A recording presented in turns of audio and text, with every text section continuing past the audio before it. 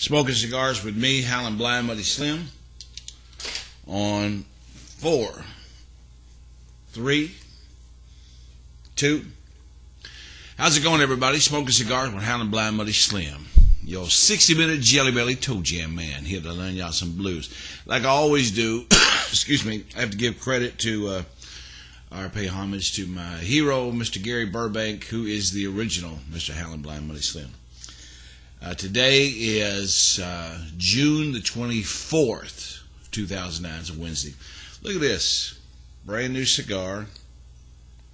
It's called Legend Ario.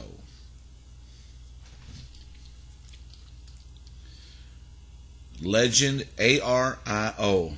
It's got a band at the foot, a band up here. I went ahead and cut it to save a little bit of time. This is a new cigar that came in to the shop. I'll be the first in the area to smoke these things. Size is called the Bertha, and that's about a 6 by 60. It seems like the 60 is the new 48. Remember when 48 ring was the big thing, and then 54 took over. So actually, this is 60 is the new 54. I mean, you got the Series G, Series G St. Louis Ray coming out in the 60s. You got the Series R, La Glorias, 6 by 60s. I've never tried one of these, so I'm gonna try it on the air. Anyway, how's everybody doing?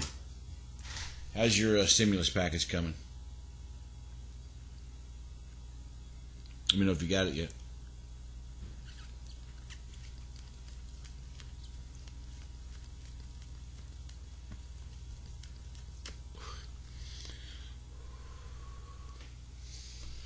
I was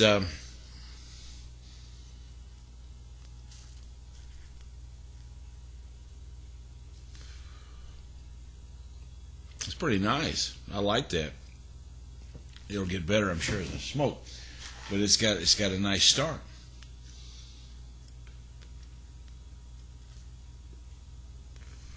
Yeah. Anyway, I was on YouTube last night looking around, and I was watching some videos. One in particular by a local Louisville musician and a friend of mine, Mr. Tim Krekel. And look it up, Tim Krekel. The song was Slipping Away.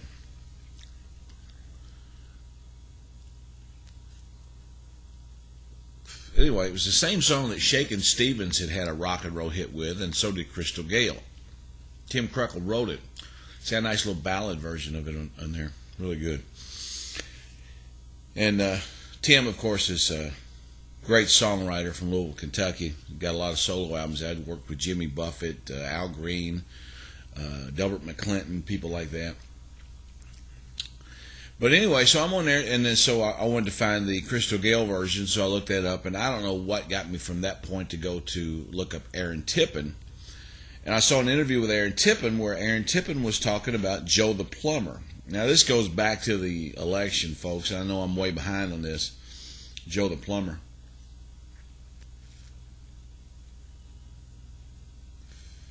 Well, I like that. It's pretty nice. It's got a medium to mild flavor. It's a very full-bodied smoke. It produces a lot of smoke. It's not too tightly wrapped. It's really nice.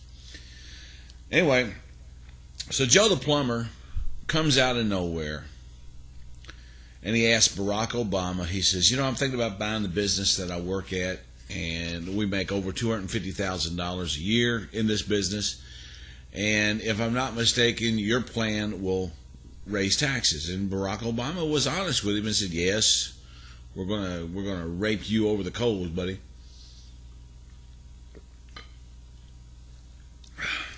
So, you know, you make over $250,000, buddy, we're going to fuck you hard, buddy, and we're going to take all your money and we're going to give it to other people. Well, from that, then I guess it was assumed that Joe the Plumber was a Republican. So the next video I'll watch is John McCain saying, "Oh, we got Joe the Plumber here," and they couldn't find him anywhere. Joe the Plumber threw John McCain under the bus.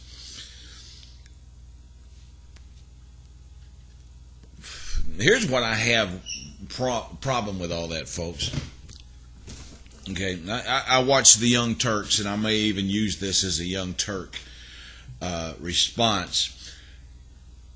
You know, they're very accurate when they talk about Barack Obama and the Bush administration and everything that they've done.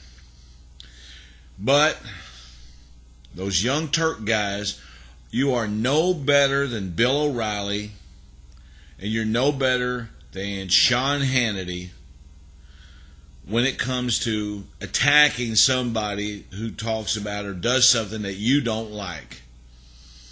You know, I watched the videos where you called Joe the Plumber a fat idiot. You made assumptions about him that he wanted his own talk show, that he wanted a reality show. You have no fucking idea what this guy wants. You know, my thing is, and I had no problem with Sean Hannity and Bill O'Reilly and all these guys ragging on Obama for everything that they don't like Obama did. But what pisses me off is when they accepted the exact same thing from George Bush. Okay, like George Bush could do no wrong.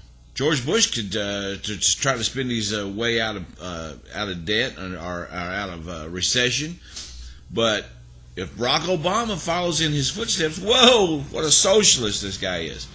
Fact is, Barack Obama is a socialist. Fact is, George Bush is a socialist. Well, let's take it away. They're fascism. They're both fascist. I don't give a shit what anybody says.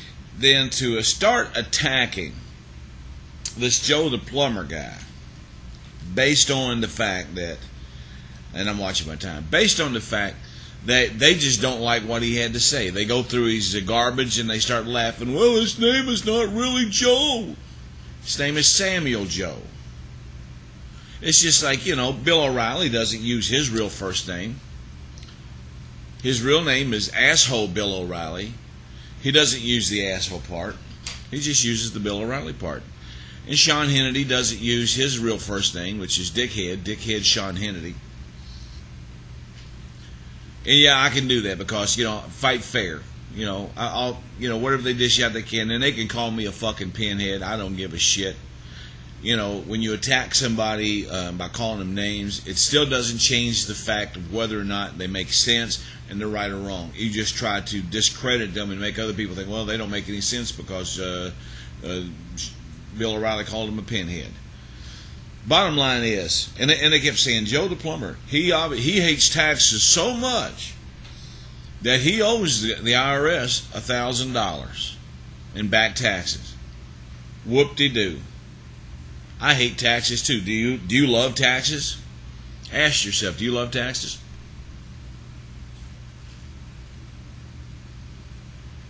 I hate taxes so much that if I could get away with not paying them, I would. I'm right at about 9 minutes, so this is going to be a two-parter. So this is going to be part one. And I'm going to shut it off here and then start a new one.